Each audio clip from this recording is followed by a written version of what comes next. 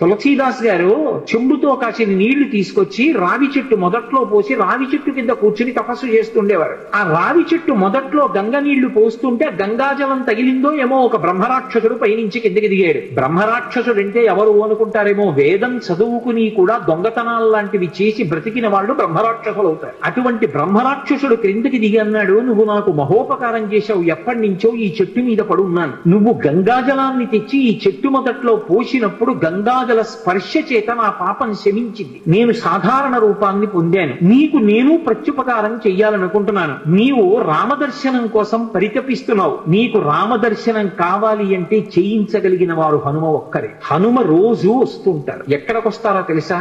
ఎక్కడెక్కడ రామనామం జరుగుతుందో, ఎక్కడెక్కడ రామనామం ప్రస్తావనకు వస్తుందో, ఎక్కడెక్కడ రామ కథ చెప్పబడుతుందో అక్కడ ఉంటారు. కాశీలో హనుమాన్ ఘాట్ లో ఒక వ్యక్తి రోజు రామాయణం చెప్తున్నాడు. అక్కడికి వచ్చి కూర్చుంటారు. ఎలా గుర్తుపడతావో తెలుసా? అందరికన్నా ముందు సభలోకి వస్తారు. అందరికన్నా ఆఖరణ కళ్ళ నీళ్ల పెట్టుకుని ఒక్కడు తలదించుకుని నడిచి వెళ్ళిపోతూ ఉంటాడు. నువ్వు గుర్తుపట్టి వెంట వెళ్ళు అన్నారు. తులసీదాస్ గారు హనుమాన్ ఘాట్కి వెళ్ళి కూర్చున్నారు. అందరికన్నా ముందు ఒక వ్యక్తి వచ్చాడు రామాయణం వినడానికి. అందరూ వెళ్ళిపోయిన తర్వాత తల ఉంచుకుని కన్నులమ్మట నీరు కారుతుండగా వెడుతున్నాడు. తులసీదాస్ గారు ఆయన వెంటపడ్డారు. ఆ వ్యక్తి కనిపెట్టాడు, ఎవరో నన్ను వెంబడిస్తున్నారని. ఆయన హనుమ ముందు వెడుతున్నవారు. వెనక్కి తిరిగి గద్దించారు. ఎందుకు నా వెంట వస్తున్నావు? ఆగక. కాదు, నాకు రామదర్శనం కావాలి, నీ వల్లే జరగాలి. వెళ్ళి కాళ్ళ మీద పడ్డారు. కాళ్ళ మీద పడితే ఆయన ఒక స్థలాన్ని చెప్పారు. అక్కడ కూర్చుని నువ్వు జపం చెయ్యి, తపస్సు చెయ్యి, నీకు రామదర్శనం అవుతుందన్నారు. తులసీదాస్ గారు కూర్చుని తపస్సు చేస్తున్నారు. తపస్సు చేస్తుంటే